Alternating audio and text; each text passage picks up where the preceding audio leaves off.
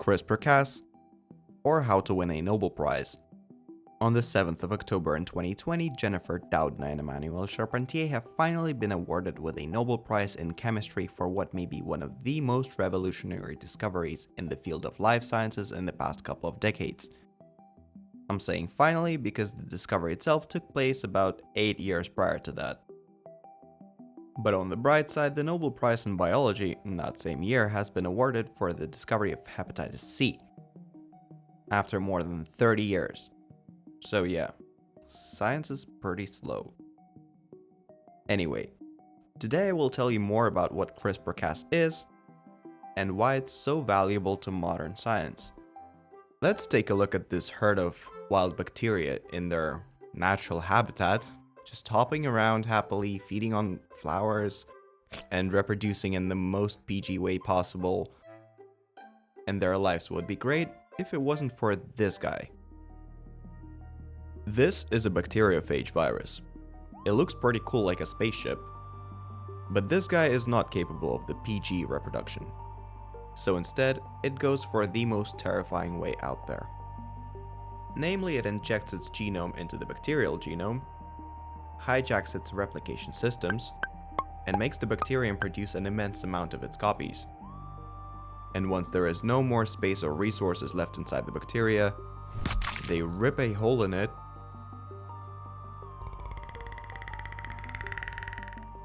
and go on to kill the rest of them. Although, besides the tendencies towards groundless violence, life is also known to give chances. So over time, a group of strange bacteria was discovered that was seemingly immune to bacteriophages. And after several years of research, it was discovered that these bacteria express what is now known as CRISPR in their DNA. CRISPR stands for Clustered Regularly Interspaced Short Palindromic Repeats. Sounds really complex, but in reality it's not. The first thing that attracted the scientists' attention to CRISPR is that it partially consists of small, absolutely identical, clustered, regularly interspaced pieces of DNA. And since these are absolutely identical, there must be something interesting between them. So that's what the scientists have looked at next. And they have found out that these are nothing but fragments of bacteriophage DNA, oddly enough found in bacterial genome, without causing it any damage like it's supposed to. So, this has resulted in a very brave hypothesis. What if this is some kind of bacterial immune system? Now, this was brave because an immune system in organisms like us is granted by the fact that we're multicellular. So we get to have all these different kinds of cells with different adaptations, like hunting down pathogens or even killing our own cells that have already fallen victims to the infection, in order to prevent the spreading, of course, not because they like it. And that is how we typically thought of the immune system. One cell helps the other cell. But in case of unicellular beings such as bacteria, this is of course very unlikely. So what the bacteria did is they developed a system which protects them from the inside rather than the outside. And it works based on two genetically encoded proteins. Now let's have a look at how it works.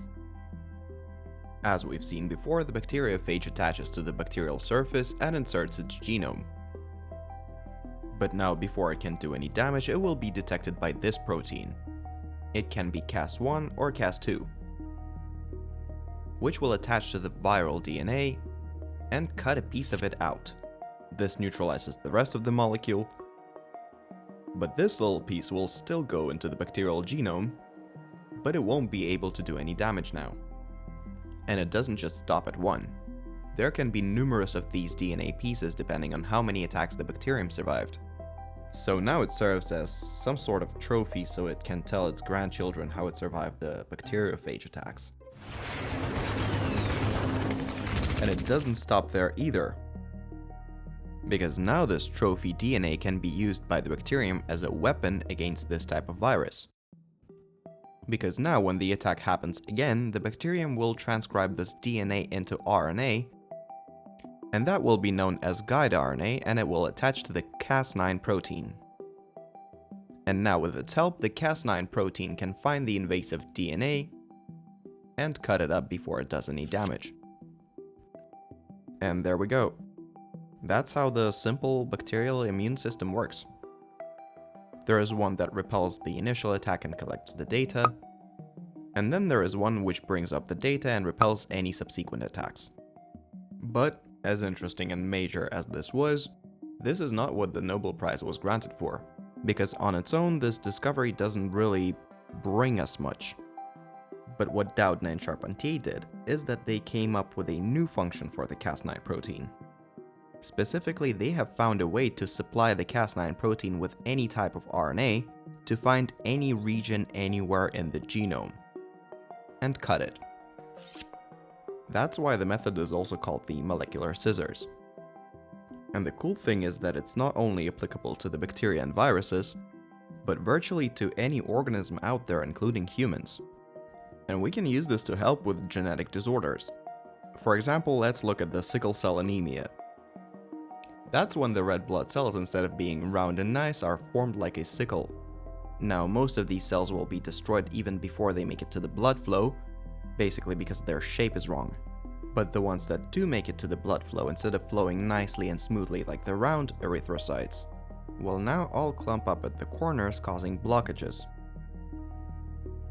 But with CRISPR, for example, you could excise the diseased gene and replace it with a healthy one.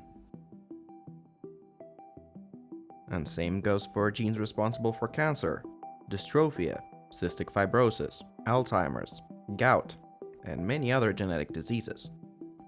You could also increase harvests, produce new species, or bring back the extinct ones.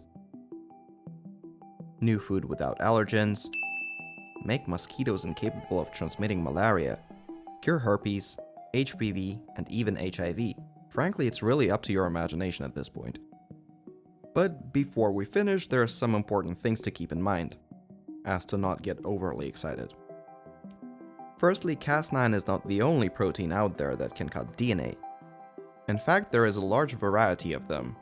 They're collectively known as nucleases, so even before Cas9 was there were still methods of predictably cutting DNA. The unique thing about Cas9 is that it can attach the guide RNA, which can lead it to any particular site in the genome. Furthermore, the success rate of Cas9 is variable. Some sources say that it's about 20%, some say that it's above 90%, but practice shows that it's not 100%. Plus, it can sometimes cause off-target mutations. In principle, it's very precise, but as we all know, biology is just messy. So you never know. Besides, there can be still so many things that we're unaware of. Like, even discoveries like this actually prove that there are a lot of things that we don't even consider possible, like the bacterial immune system. So that really shows how much there is to explore still. Also, the link to the original article by Doudna and Charpentier I will leave in the description to this video. And thanks for watching. In case you found this interesting or helpful, please consider subscribing. Bye.